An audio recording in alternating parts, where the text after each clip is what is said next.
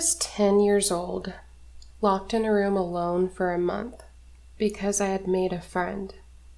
Suicide attempt had brought me there in the first place, but the only thing that made me feel okay, the only thing that kept me grounded, was that friendship, and for that, I was punished. Then, at 12, I was arrested in my own living room for having a panic attack. This time, they kept me for over 3 months. This is what help looked like for me as a child. Hey, it's Aubrey, and today we're going to talk about my experience with mental health facilities as a child. Mental health care is supposed to help, but for children in the system, it can often feel more like punishment than care. From 1996 to 2007, hospitalization of youth rose by 80%, primarily for mood disorders. Many kids were admitted for depression, anxiety, or ADHD, sometimes simply because there weren't community-based services available. At any given time in the early 2000s, an estimated 50 to 70,000 children were in residential treatment centers, and I was one of them. The first day I was 10, I was sent away because of suicide attempt. Once I arrived, the first few days brought a small comfort. I met another little boy, and we quickly became friends. He was my only friend, the only thing that made me feel okay being there. But the staff didn't like it. They thought we were getting too close, and for that, I was put in isolation, alone, for a month. They locked me in my room, gave me coloring pages and crayons. When they let me out to eat or to use the bathroom, I could see that little boy playing with other kids, while I was being locked away, the only one punished, the only one being treated as if human connection itself was a crime. I didn't receive therapy. There was no care, just control, confusion, fear, and learning early that even the smallest joy or comfort could be punished. 2 years later, things escalated. My mental health had reached an all-time high. I had a panic attack at home and ended up throwing the couch pillows off of our couch. And the response was to arrest me.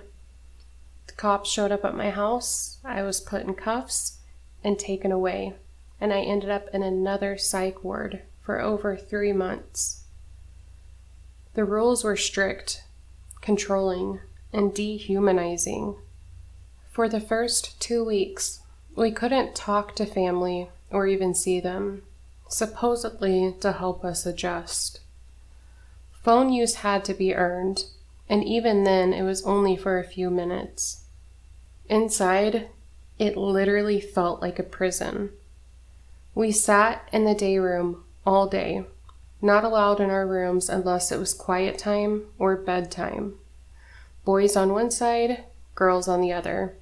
We weren't allowed to talk. The only time we could speak was during group, meals, or the rare free time we had, and then it was only to same-sex peers. They played the movie Sybil on repeat, which was confusing and terrifying for a child. I still see that movie in my head to this day, and I don't understand why they thought that would be okay to play on repeat for a bunch of kids who were going through crisis. But we had to earn points throughout the week for privileges, including going outside. And going outside just meant waking up at 6 a.m. on a Saturday and walking around a tree in a parking lot for an hour. Family visits, weekend passes, those also had to be earned. I remember one weekend pass in particular. It was the only one that I received. My sister's birthday was coming up and we had family in town, and I had earned a pass to leave for the weekend to go see them. I was so excited, But because I was caught playing cards with the girl who slept across from me, I lost that privilege. Just like that. No explanation, no warning, just taken away. And then, one night, 2 of the girls in my room were engaging in sexual activity, and because my bed was in there, I lost all privileges for the rest of my stay. Small amounts of freedom were stripped away, constantly reminding me that even minor choices were controlled by the staff. Inside that ward, there was no real therapy, and we did have a therapist who did help me shed light on some of the things that had happened as a child, but it was mostly rules, sedation, and survival. Witnessing and experiencing trauma left lasting marks. I developed a fear of authority, a distrust of adults, and a sense that asking for help could be dangerous. And these stays didn't just disappear when I left.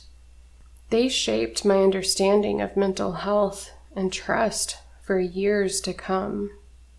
What I actually needed was compassion, understanding, guidance, safety, not punishment. Children's emotions should never be punished. Connection should never be treated as a crime. And no one should be treated as broken for struggling. I was never broken. The system was. Think about it. How different would the world be if we taught children to process their emotions instead of punishing them for having them? Thank you for listening, for holding space for this story, and just for bearing witness. If this resonates with you, or if you've experienced something similar, know that you're not alone. I'll be back next week with a new topic, but until then, be gentle with yourself, and remember, you were never broken. The system was.